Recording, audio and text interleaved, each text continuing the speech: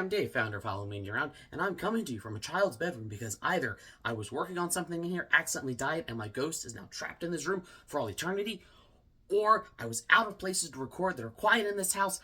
I'll leave you to decide in the comments. And I'm here to talk about Beetlejuice, the new legacy sequel, requel, whatever you want to call it, by Tim Burton. He's back.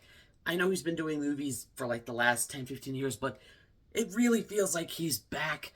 We've got Michael Keaton, we got Winona Ryder, we got Catherine O'Hara. We don't have Jeffrey Jones for uncomfortable reasons you can probably Google, because I don't really want to get into it and get demonetized. And you have a whole bunch of new people. You got Justin Theroux, you got Jenna Ortega, you got Willem Dafoe, Monica Bellucci. There's a lot of stuff going on here, but first and foremost, this is a Beetlejuice movie. Well,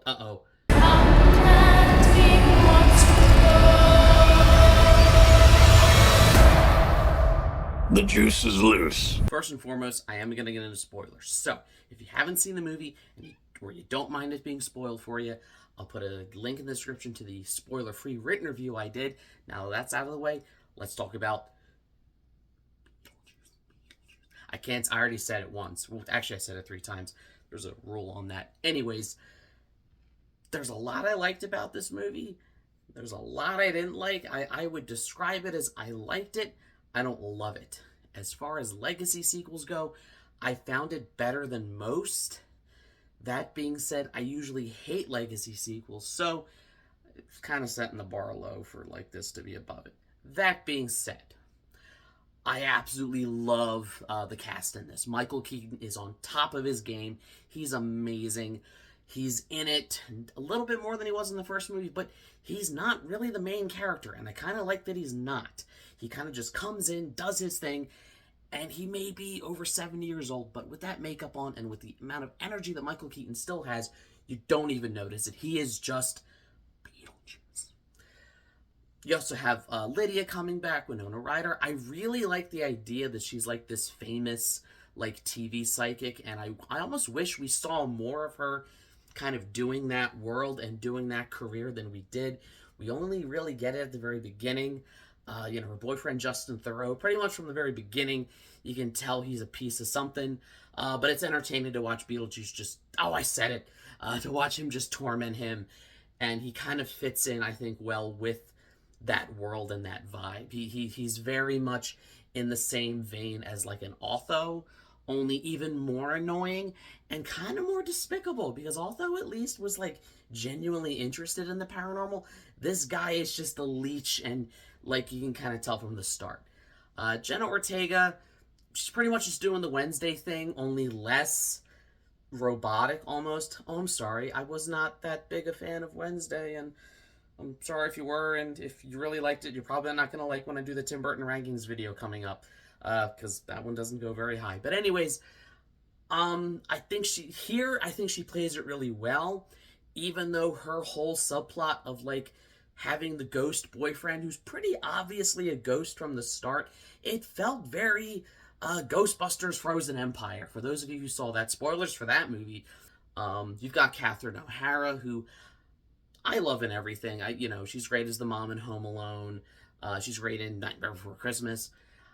I really like some of the most genuinely poignant moments in this movie are her and Winona Ryder kind of reminiscing on how their relationship evolved.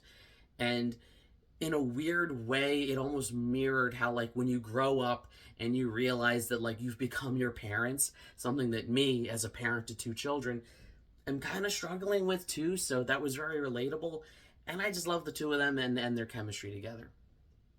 Now, there's a whole other mess of things going on. You've got Monica Bellucci as Dolores, Beetlejuice's, ex-wife that he chopped up that's after him for revenge. You've got Willem Dafoe as this over-the-top, dead ghost detective. There's a crime unit in the afterlife, apparently. And while those elements were fun, and as much fun as it was to see Monica Bellucci suck the soul out of Danny DeVito's surprise cameo, and as heartbreaking as it was to see her suck the soul out of Bob, everybody's favorite character, take them out of the movie, what changes? Nothing. you could remove her whole character and literally nothing in the movie would change. You could remove Willem Dafoe's entire character and nothing in the movie would change. Even at the climax at the end, when he kind of just does the same trick to try to get Lydia to marry him for helping her save her daughter Astrid from Evan Peters from the first season of American Horror Story, whatever his character's name was in that, I don't remember. Basically the same guy. When she's like does all that, they show up at the end, but then they kind of just like are there, and the sandworm gets them, and it's like, what was the whole point of that? It almost feels like you I know this sequel was in development for a very long time, and it almost feels like they were like remnants of older scripts that made it in there. Like, oh well, we still got to do this, we still got to do this. And as much fun as it was to see kind of the world building with the afterlife, it borders on getting a little too, not over the top, but just kind of fantastical. And to the point that it kind of stops making sense. That being said, I absolutely adored the fact that Tim Burton went with practical effects. Everything matches the original Beetlejuice. The sandworm looks the same because it's stop motion. All the grotesque, prosthetics look real and are really there. And as someone who's been frustrated that the last few Tim Burton movies have just been green screen fests where nothing looks real, the CGI looks terrible. I'm looking at you, Alice in Wonderland. It was really, really refreshing to see that change in this movie and to see a movie that feels like Tim Burton could have made it in the early 90s. Even the scene where like all the influencers, their faces are being sucked into their phones, it's done with stop motion and it looks a million times better than it would have with CGI. So from a technical level and kind of like an entertaining level, I love this movie. I loved the weird Italian, giallo sequence with Beetlejuice and Delia. I loved seeing what happened to Charles Dietz was all in stop motion again because of a certain actor, which I don't know if this was intentional or not, but having him be eaten by a shark and then having his face over like a shark fin may or may not be a meta reference to him being a real life predator. Again, not saying that was intentional, but if it was, I got the joke. I love it. Frustrates me a little bit because the story I think is all over the place.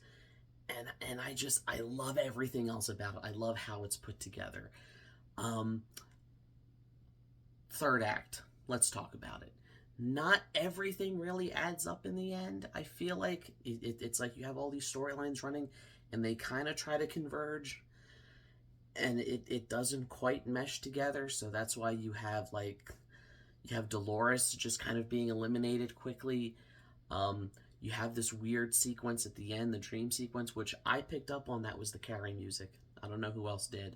So I kind of knew that, it was going to be a fake out. It was an homage to the end of Carrie where, Sue walks down and Carrie's hand reaches out of the grave, for those of you who remember. I love MacArthur Park. I didn't think the movie needed to play the song's like entire 6-minute runtime. It was a little self-indulgent at that point, but hey, I'll listen to Richard Harris sing anytime. Check out Camelot if you're a fan of his heavenly voice. And yes, for those of you Gen Z viewers, that guy singing the song at the end was in fact the original Dumbledore from the first 2 Harry Potter movies. As much fun as all that was, I can't pretend that it's all kind of hollow underneath, and that story-wise, there's too much going on, and not everything adds up or even really makes sense. I know what you're going to say. You're going to say, Dave, the original Beetlejuice was not exactly known for its riveting story. It was kind of just meant to be a weird, wacky, fantastical, over-the-top, dark, satirical comedy about the afterlife that blends demonic possession, monster horror, and slapstick comedy. And I would say you're right. And that's why I think I'm willing to give those things a pass more so than I would other legacy sequels, because number one, this isn't just trying to be the first one. It is trying to do something a little bit different, and it is kind of taking what the first one did and running with it, even though the third act kind of is the same thing. They even get Lydia back in the red dress just for, nostalgia reasons. But I'm willing to give this one a pass because it was always a movie, especially the original, was one that never took itself too seriously. And it's just so much fun. Like, I can't deny that all those other legacy sequels, be it Jurassic World, be it Force Awakens, none of them, I mean, well, a lot of them had legacy characters return. Even Halloween 2018 did. But none of them had their legacy characters return and just own their roles the same way that Michael Keaton owns Beetlejuice. And it is because of him that I'm willing to give this movie a pass, and that while I liked it, didn't love it, I don't dislike it the same way I do Force Awakens, Halloween 2018, Jurassic World. I hate that movie. So, these are just my thoughts. I'd love to hear what yours are. You know, I welcome all different opinions. If you think I'm wrong, tell me. If you enjoyed it, I'm glad. I enjoyed it too. I'm not saying it wasn't enjoyable. I had a ton of fun with it.